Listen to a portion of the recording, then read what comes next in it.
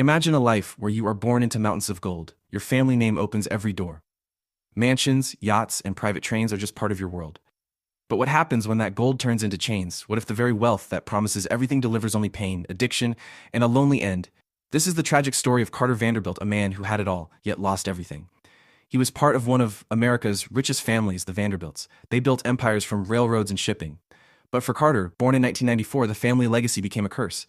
His short life ended at just 34, drowned in tragedy. Today we dive deep into his world. We uncover the glamour, the secrets, the breakdowns, and the final fall. Welcome to the real story behind the headlines. The Vanderbilt name started in the 1800s with Cornelius Vanderbilt, a tough ferryman who turned dirt into dollars. He built a fortune worth billions in today's money through steamships and railroads. His family grew richer with each generation. Grand Central Station, mansions on Fifth Avenue, even the breakers in Newport, all stamped with Vanderbilt power.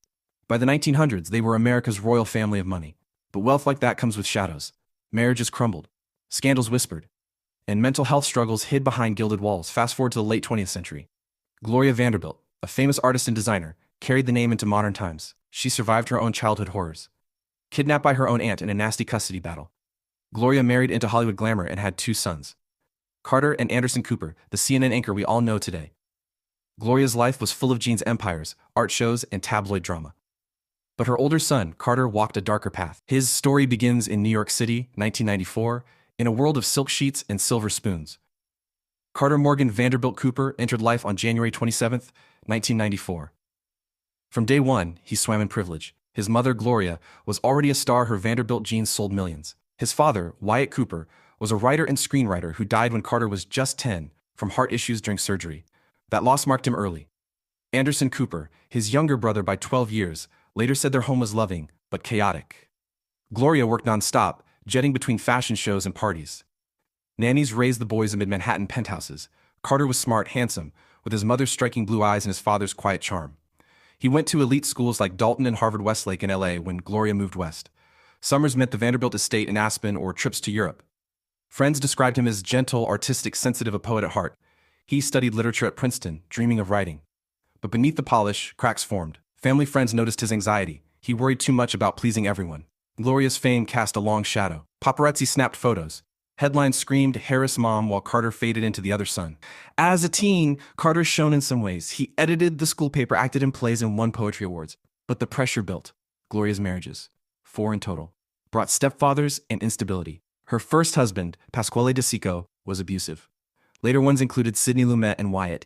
Each divorce rippled through the family. Carter felt it deep. He idolized Wyatt, who wrote screenplays for films like To Kill a Mockingbird. Wyatt's death in 1978, when Carter was 10, shattered him. Gloria later said Carter never fully recovered. He started therapy young, battling what doctors called severe anxiety and depression. In the 1980s and 90s, mental health talk was rare, especially for the rich. Pills and shrinks were hush-hush. Carter hid his pain behind smiles at galas. He interned at magazines, dated models, lived in luxury lofts. But nights alone brought dark thoughts. Friends recall him pacing, reciting poetry, eyes distant. By his 20s, the anxiety twisted into something worse: obsessive fears of bridges, heights, crowds. He dropped out of college plans, unsure of his path. What do you do when money buys anything except peace? The breaking point came on July 22, 1988. Carter was 23, living with Gloria in her 14th floor Manhattan apartment on East 71st Street. It was a sweltering summer day. Anderson was at camp. Gloria was home, painting in jeans splattered with color. Carter had been off skipping meals, mumbling about paranoia.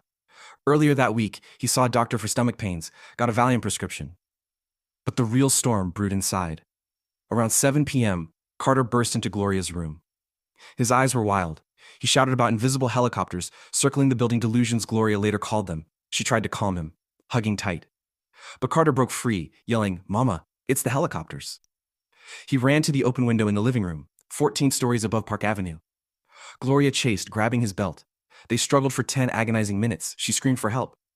Carter, 6 feet tall and strong, slipped her grasp. He climbed out and jumped. The fall ended in seconds. Neighbors heard the thud. Gloria collapsed, screaming. Paramedics confirmed it. Instant death from massive trauma. Carter Vanderbilt Cooper was gone at 23. News exploded. Tabloids feasted. Vanderbilt hair leaps to death. Gloria went silent at first, then poured pain into her book A Mother's Story in 1996. She described Carter's lifelong nervous condition, worsened by allergies that messed with his brain chemistry per some doctors. Allergies? It sounded odd, but Gloria swore dairy and wheat triggered his episodes. Modern experts debated perhaps bipolar or schizophrenia hid behind anxiety. No autopsy details released, respecting privacy. Anderson Cooper, just 10, came home to horror. He later told Vanity Fair seeing his brother's body bag haunted him. It shaped his no-nonsense journalism. Facing death head-on, Gloria blamed herself, saying she should have seen signs. But was it that simple? Let's peel back layers. First, the family curse of mental illness. Vanderbilts weren't strangers to it. Cornelius's daughter had breakdowns. Gloria battled depression after Wyatt's death. Her own mother was an alcoholic neglector. Genetics, environment, both? Carter's anxiety started young. At 8, he feared escalators. By teens, panic attacks hit during exams.